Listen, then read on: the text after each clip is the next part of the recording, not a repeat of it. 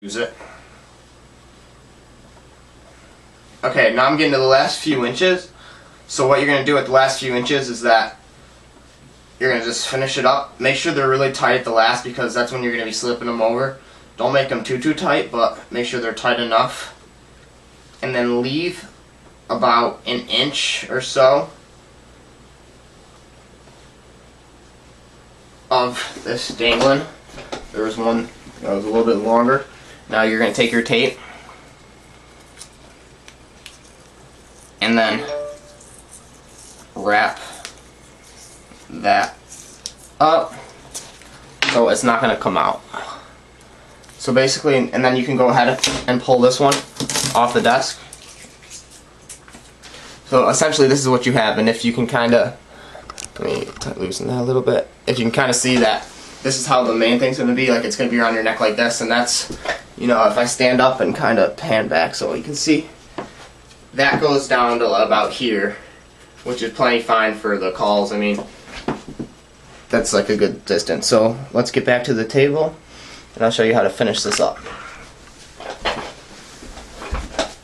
Okay, so now what we're going to do is we're going to make the drops. I already have the drops made, and I don't think I'm going to need any more right now because I had a lot of extras.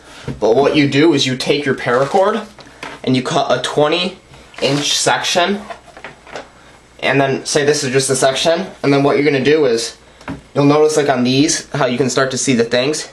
Just basically grab the sheaf and then grab the little strands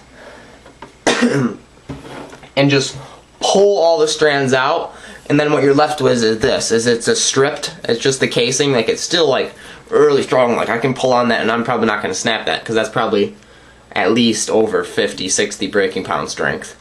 So then what you're going to do is you're going to take these strands, let me zoom in a little bit.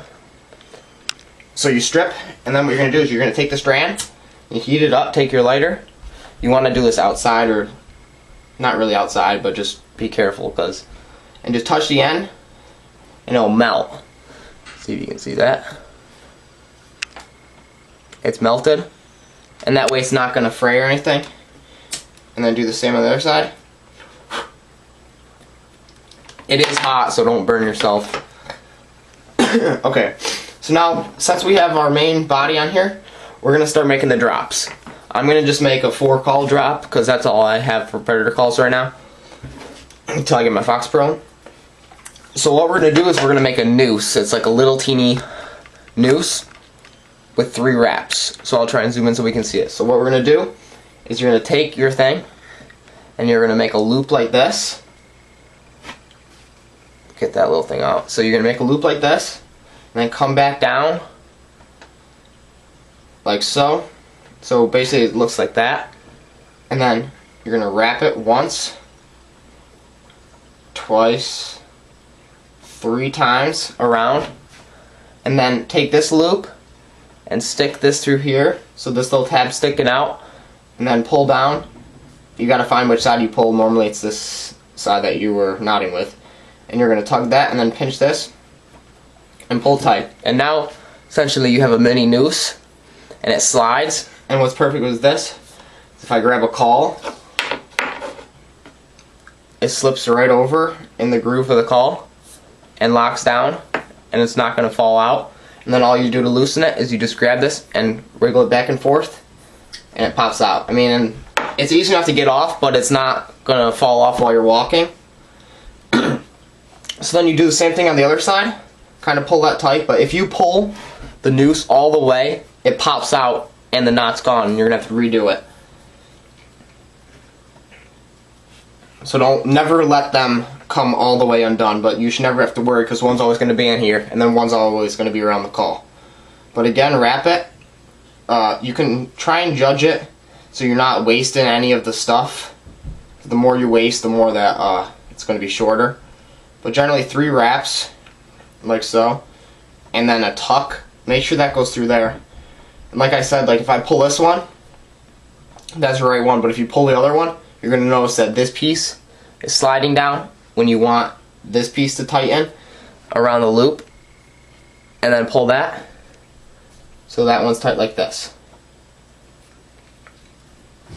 And then we're gonna, since it's gonna be a 4-drop, we're gonna slide one on here, like so, and just loosely tighten it on for now till we get our arms spaced out. So I'm gonna quickly go ahead and make these ones. Make sure both ends are burned. I already made all these up, so. And basically, if I haven't added it up, but you can get about, out of 100 feet of paracord, you can probably get 10 or more lanyards. So when you think about it, paying $7-ish and getting that, then going out and like buying a lanyard, I mean, these lanyards aren't as nice as some people make. Like, I know a lot of people on the forum makes wicked nice lanyards, and I'd love to get some, but right now, you know, I don't have all the extra money to spend on them. So if I can make it at home and, you know, save a few bucks, I mean, I'd love to support them on that, but a lot of times I don't have all the extra cash. But if you have the time and you're like to build things like this, you know, it's a little fun activity to do. Like, it's been pouring out for like 3 days, I think, so it's not really that much to do outside right now. So I'm just gonna fold this over. Take your time, don't rush, because if you rush it, you know, it's gonna come out crappy, and then it's gonna be crappy, and you don't want your calls to be getting lost or have the thing not work right. It's pretty like hard to screw it up, actually. I mean, as long as you braid it nice, like I've gotten good at braiding. Like, you can tell they're all braided nice. I mean, if you want to get fancy, you can do all the other braids, like those hex braids and stuff, but you're just going to end up using more paracord, and I mean, that's like 1,000 pounds. Like, you could basically tow a car with that almost, and you're not going to damage it. So I really don't see the necessity to do that unless you want it to look better or be stronger or something like that. But anyways, I get these, and I slip that other one on just like I always did it.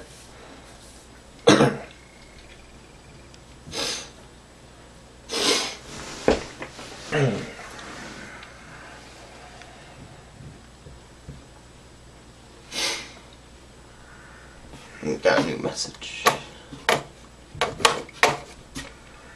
Okay, the thing's frozen.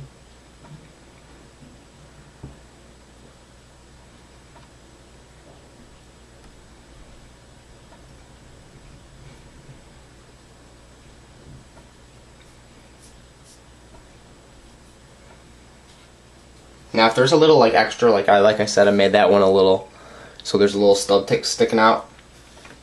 If it's not bad, like if that's a little over a centimeter, that's not really gonna make a difference. But if you got one that's like long, you're probably gonna want to trim it or redo your knot so you're not losing length. I find 20 inches on the drop, and then by the time you make these knots, it cuts them down to about that, and that's like perfect for the calls. Not too much where they're gonna be rocking around, but still, so not enough so that you have to like bend over. I mean, because my buddy made a few lanyards once, and you could like hardly use them. You had to like bend over and like pull the call like out to get it to your mouth to blow it. And you can also make a drop. Like, I made a drop for one guy in the forum when we were doing it, and he wanted a thing to hang his remote on for his Fox Pro. So basically the same thing. You can take a clip, or like I used like one of those little U things that are on the most lanyards, like on the little lanyards that you buy or you get with like business cards and stuff on them for meetings and stuff like that. And I just put it in the loop before I made the things, and then you tighten it down, and it's like the same exact thing. And then you can that also works if you have calls that have clips on them. Like, I know a lot of duck calls have clips instead of the rings cut into them. Turn my phone off. It's been buzzing. Someone's trying to get a hold of me. Okay. So now I got 3 on here. You can see it's looking more and more like a lanyard. We're going to take the last drop. This one, the end's still frayed like that.